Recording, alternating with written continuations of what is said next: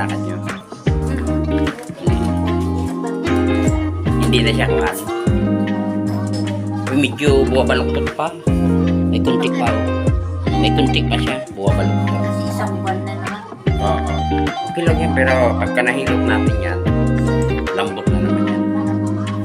Pangilang session natin ngayon. Sige nga, patingin niya ako ng lakad mo. Tingnan ko ang lakad mo.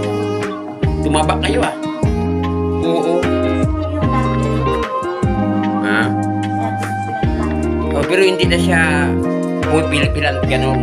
Hindi na tumatapon.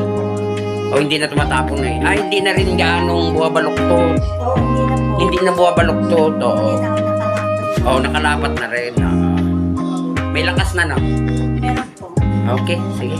Umpisa natin. Pangilang apat na session ngayon, no? Opo. 8 kasi yan eh.